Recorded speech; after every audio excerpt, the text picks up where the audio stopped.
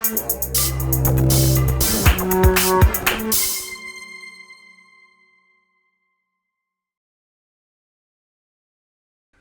the previous video we looked at this posture, and I tell you what, that's worth looking at again because that's the absolute perfect example of lead forearm gap Farley strike. And here you can see very clearly it's not an elbow strike in the way that we normally mean that. It's hitting with the elbow, but it's not like an elbow as in hitting like an elbow strike where we use rotational Farley around the vertical axis, around the spine axis to get a bit of twist on it. It's hitting straight out forwards. So it's a very unusual kind of expansion, and it's skillful because you can see here it requires stacking the structure in a particular way that has you this. It's almost disconnected the way that the shoulder and the forearm and then the hips, it's as far as you can go before the structure becomes disconnected. Any further and it will be disconnected, by which we mean it will lose that whole body unified connectivity. A bit of the body will stick out more than the others and the joint will become disconnected and the force will be dissipated. So it's quite a sophisticated technique to get right. But key to stacking it right is that you don't go more than a palm's width beyond the elbow. Otherwise it starts pushing back against the elbow joint. So you want all the force going back directly in the top of the arm. That's what we call bone alignment. So that bone alignment's got to go all the way back into the body. So one thing I want you to think about, and we'll look at in a moment, is this idea when people say force comes from the floor. And I've said multiple times, it doesn't work like that. Actually, we're releasing force with the whole body. That's what expansion is. We're releasing force back down into the floor and we're releasing force outwards with the arm. So you're kind of hitting the floor and hitting the target like an explosion that's captured between those two things. And that kind of locks the structure together that helps transmit the force. But now we're going to change, and we're going to change into this posture. So this is the rear forearm strike, and that's going to help us look at that, that explosivity as we hit between 2 points, as we explode between those 2 points. We'll come back to that in a moment. For now, this posture, of course, is the rear hand version of the posture, rear forearm, and it's very similar in many ways. Some of the principles where you hit with the forearm, for example, is very similar, but it's also different.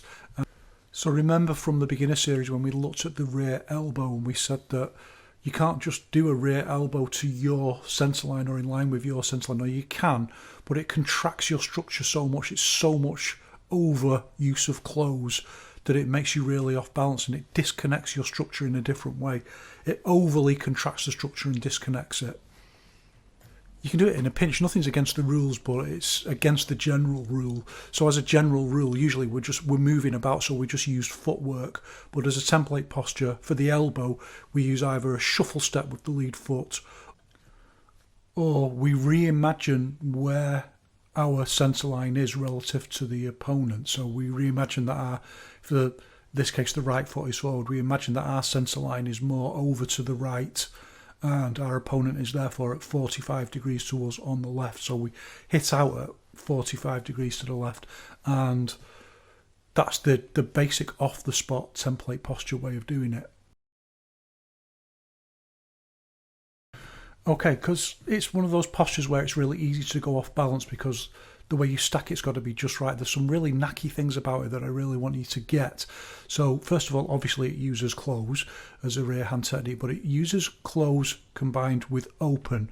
And it's that principle that I talked about with the lead forearm, that you use that expansion from the chest area, that open from the chest. So you posture.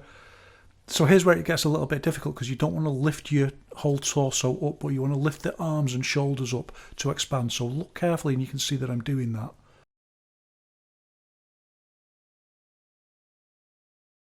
And we've got multiple problems here because we need to skew the posture forwards to stack it correctly. But if we over skew it, then it disconnects the structure. But also to get sufficient power into the posture, we need more volume. So we add in that little bit of rise, that expansion with the chest and the arms that brings that rise, combine it with the open, But if you overdo that, it disconnects the structure the other way. It pushes you backwards. So you've got to lean in at the same time as you're lifting up the chest, and that's a little bit knacky. It's not that difficult, but you soon get it. And it's the sort of thing that you only really get when you actually hit a heavy bag, where you can feel the target, the forces are pushing back into you and challenging the structure. It's unfortunately one of the effects, if you like, of the fact that we use visualization, that people are able to talk about things like, oh, just imagine that you're hitting with power, or just imagine martial intent, or just imagine that there's an opponent in front of you. No, unless you actually hit with power, you can't experience these things and adjust and modify and improve your structure. So you need to be hitting an object. Next, note that it uses a pivot root, and as per usual, the pivot root points towards the hit point.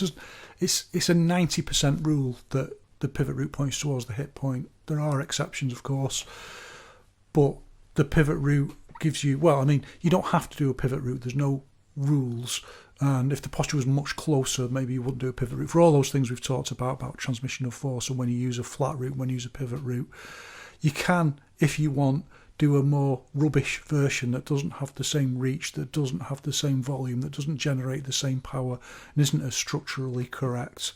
You can do all of that if you prefer. There's absolutely no rule that says that your posture has to be as good as it can be, so that's entirely up to you. But I want you to look very carefully at this structure and see how it's stacked, and see how the posture is completely connected. See how each part of the body is linking towards that overall structure. And this is, as I've said before, much more advanced than this actually quite primitive idea of kinetic chains. It's the way the whole posture is held together, combined with what happens at the hit point. And that's what we need to look at next. So take a look at this, which very similarly to how we started this video with the lead hand forearm push. This is like pretty much a perfect example of the rear hand, absolutely correct posture. I mean, there's always room for improvement. I can hear my coach now. There's always room for improvement, of course, but I'm pretty happy with this.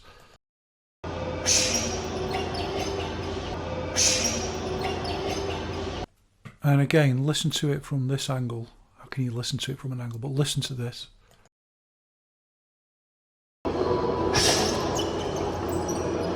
You can really hear the hit point there, and you can hear the energy going back up into the bag, because with these gap volley strikes, you hit it so fast.